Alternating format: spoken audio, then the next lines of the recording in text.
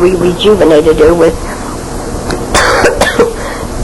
clean mask, and we washed her clothes a few times and had to, as her Excelsior gradually got beaten down, we'd stuff some more in her until so she really was a toy for us for, I don't know, 5 or 6 years anyway, wasn't she, Mary? Even more than that. We'd keep her in a closet.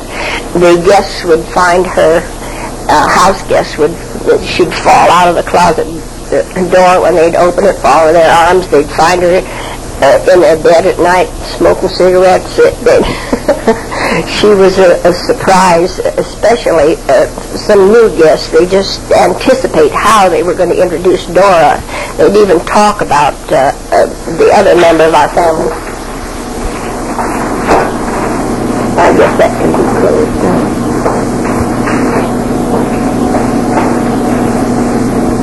You kids can add a lot to that because you can remember how you used to do. I know it was more years than that because I was little when you had that party, and I was in high school. Wednesday was there all the way. She was much more than 5 years. Well, anyhow, that's cute, what you said about restuffing and rejuvenating and Yeah. Okay, and now talk about the high school job. She was cars were raced through the main streets of Flagstaff, and Dora was tossed, 2 cars, and she was tossed from one car to the other, from the hood of the car. She was thrown across the hood, and at one time they even tossed her in the road and ran over her while people screamed. When Tess's engagement was announced and her future bridegroom came to the party that we had, we borrowed a dummy from the window display at Babbitt's, and named him Oscar, and he represented Charlie with a ball and chain fastened to one of his feet, and we set up a little display in the den about the future of the bridegroom after matrimony. Oscar never played the part in our lives, though the Dora did, because we had to return him. There was one Christmas that I gave our daddy a little mechanical toy that he so thoroughly enjoyed. It was a battery toy, and there was a little man who would walk along shuffling, smoking a pipe and blowing the smoke. And he was so cute that Daddy had him in his den, and he showed him to everybody that came. And then through the years after that, we just accumulated all the mechanical toys. We called them Daddy's toys, and until we had a collection that was just notorious. And every year we buy new batteries and bring all of Daddy's toys, in one place to perform. But Mary, you'd have to help me enumerate them. A little man who would fry eggs and flip his eggs over easy, and monkeys that played cymbals, and bears that played drums, and little Mistress Mary would water her flowers, and the flowers would bloom. By Baby Bunting, a little mother nurse giving a bottle to her baby. The baby would cry for the bottle. We had monkeys and elephants that would blow soap bubbles.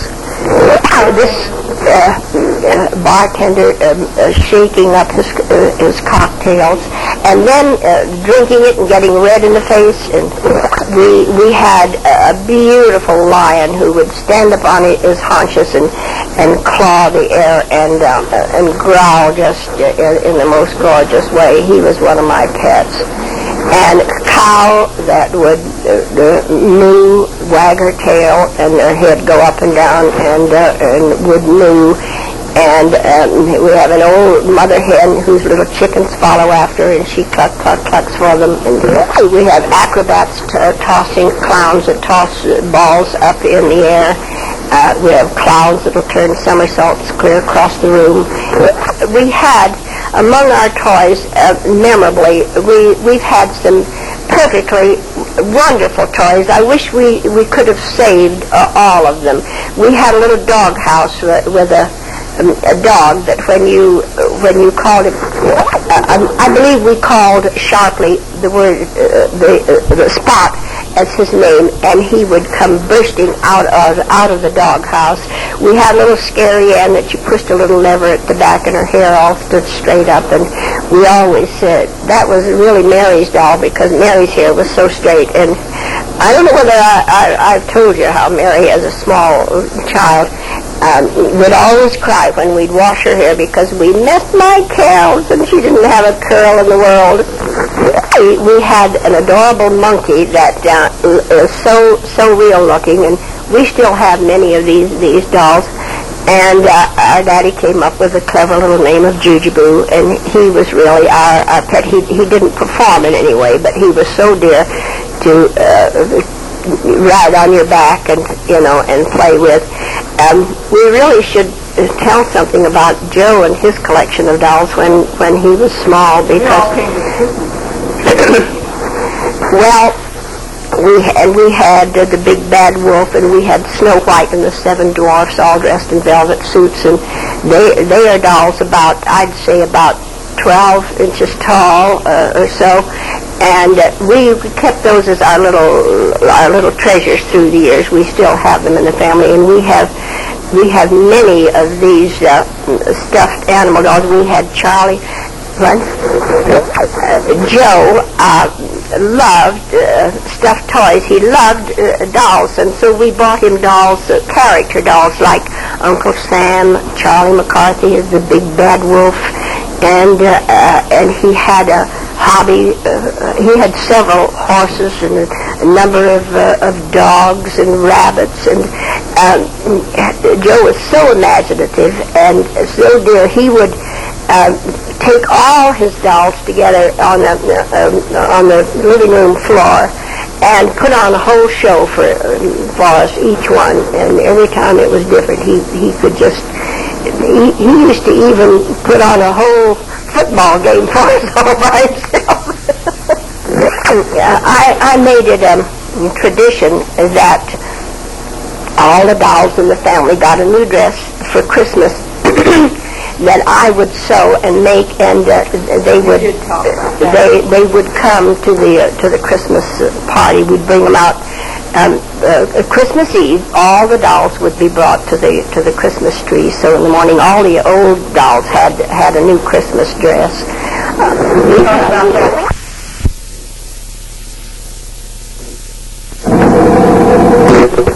Now what do you write? We had one big surprise at Christmas. I don't remember the year. Do you, Larry? But Mary had started making pixie dolls, I think in connection with their sorority, and they were so cute that she immediately conceived of the idea of each branch of our family of making a little pixie doll for every grandchild.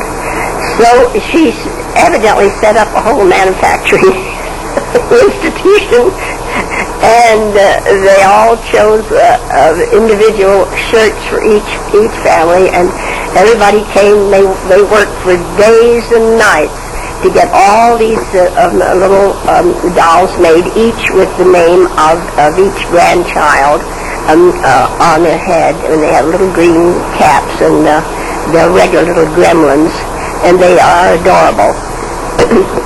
And at the end of the Christmas party that year, each child carried his own doll, and they marched through the living room.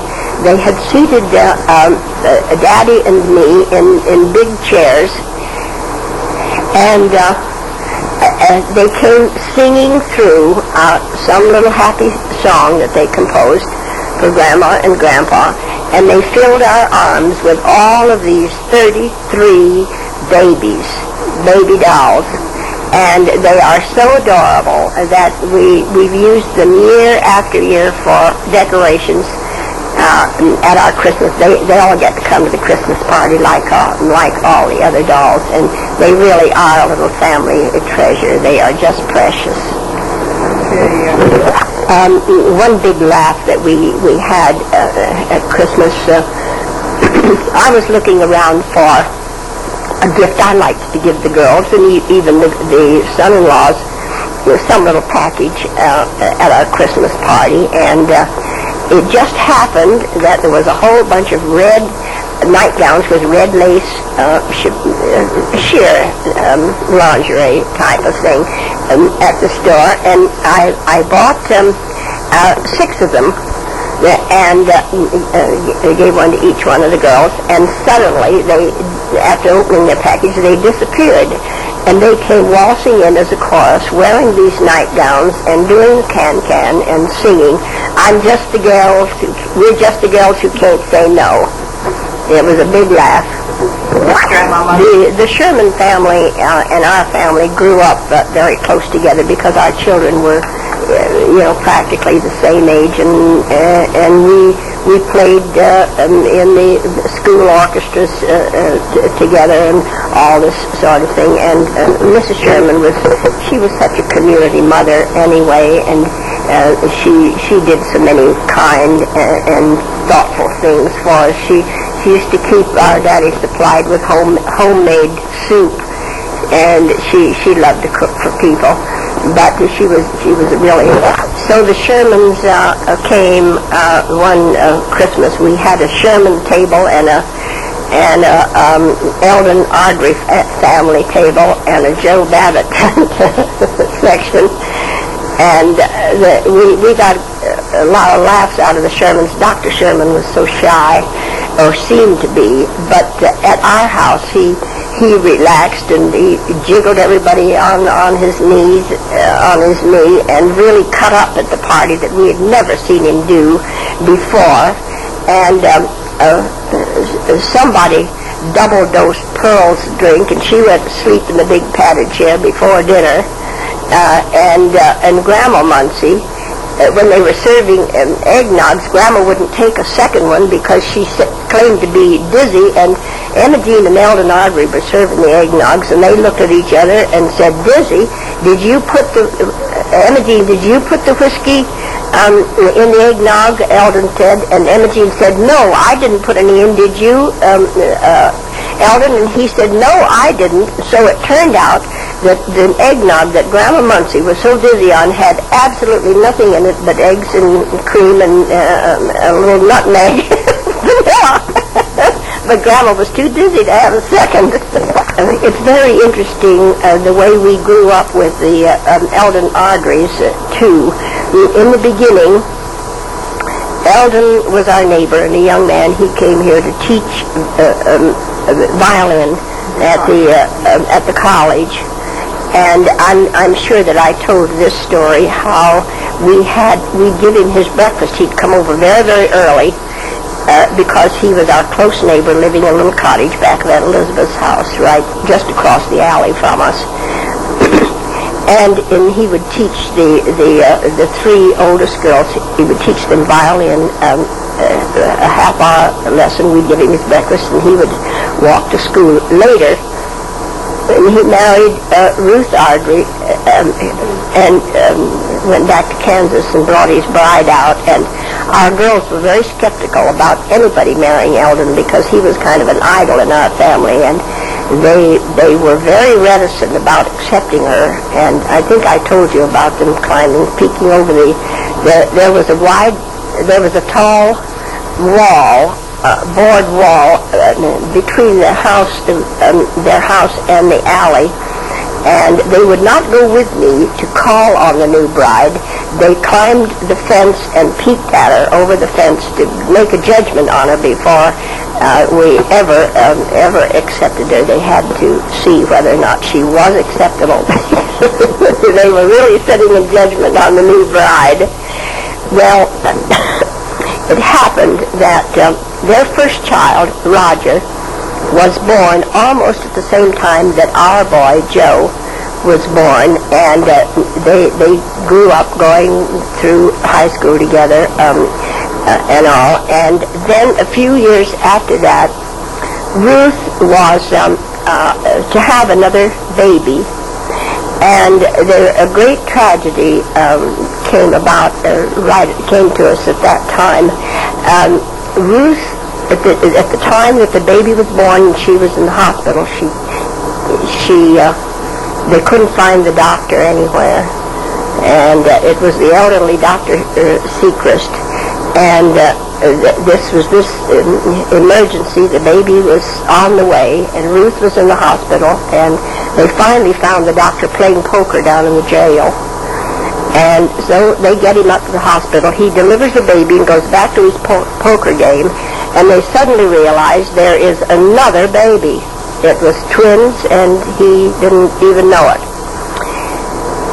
So by the time they got the doctor back up there, the second baby did not live. And the mother, the next morning, broke out with scarlet fever. Well, when the news came to us that one of Ruth's babies had died and that she had come down with scarlet fever, we were just overcome with grief about it. And I said to Joe, I picked him up at the office at 6 o'clock, and I told him about this, and I said, Joe, Eldon had the little 2-year-old boy, Roger, to take care of, and the house to keep, and his wife with scarlet fever, and his baby dead. And I said, we should go out to the hospital and get the little new baby and bring her home and help take care of her. And Joe just turned the car around. We didn't even go home from the store. We drove straight to the hospital. We asked for the baby. We got her. And she was premature. She was tiny. She was her life was just really hanging in the balance. In fact, we'd had such strong, healthy babies, every single one of them, that it just looked like her little life was just hanging in the balance. But we took her home. Eldon was so deeply grateful, and of course Ruth was very ill with scarlet fever. And the baby slept in the bassinet beside me. I never turned the light off for the month and a half that we kept her, because it just seemed to me that I was just afraid. Every hour of the night that I'd wake, I'd see if she was breathing. It was that precarious. So we saw them through this emergency, and our families were close and loved each other anyway, but it just made it more than ever. And Jean Ellen is the baby's name, and she's grown to be a very talented. She's now a mother herself, and her husband teaches school, and Jean does a lot of teaching too. But she's quite an artist and a craftsman in many other ways. She does many things, and she's a very, very lovely girl. But she always considered me her second mother. But it was a pleasure for us to take that tiny little baby. Everybody in the family helped to take care of her and watch over her. She had constant care, and we were glad that we could do it. But we never had a Christmas party without the Eldon Ardrey family being included. They were just like family to us constantly. And all through the years, Eldon, with his music on the campus, our girls were participating and playing in the orchestra and singing in his a cappella choir that he started, that sings the Easter sunrise service on the Grand Canyon, which is an epic in our community, and originated with our own NAU University here. Well, I don't know whether I've mentioned Lydia Newton. She was sent here. She was a National Crippled Children organizer in Chicago, and she was sent here by the national organization to work with the university to train the teachers to work with what they call the exceptional child, children, teaching the deaf children to speak, really is the ultimate goal. Is the speech department of crippled children, the national organization, the Easter Seal Society they call it now. So Lydia was to come and work on the campus, and the college called me and asked me if I could give her room. They had no place to house her. I did. And we fell in love with Lydia. She practically joined our family, and for the next 11 years, she lived with us every summer, and we learned all about the workings and beautiful things that the Crippled Children Organization did nationally. Well, one year Lydia went to Hawaii, and she was returning to the United States and had a little time before she went on duty, so we decided to have a special party for Lydia. And she had been in Mexico too, and was very much in love with Mexico. We decided on a Mexico theme. So we had put on a dancing party at our house, and everybody was invited to come in Mexican costumes. And I remember some of them quite well. Everybody was so gay and happy. And the Ted Babbitts kind of stole the show because Betty was... Wait a minute. Betty? No. Okay. I think I said that the Ted Babbitts had come as touristas in short, torn-off pants and carrying cameras and sweaters and road maps and goggles, and they really were a very cute couple. Before the party, I had met Ted downtown, and Ted himself had put on a couple of fun parties that was the talk of the town for a while. He fed his whole, invited people to dinner and fed them burro steaks, and then somebody had cut off his handmade necktie that his Aunt Margaret had made for him, and there's so many things that happened at Ted's parties that I said to him, Ted, why don't you do something funny at my Mexico party? And he said, all right, I will. Well, that's all the conversation we had, so I had no idea what he was going to do, but when I saw him a time or two, he would laugh.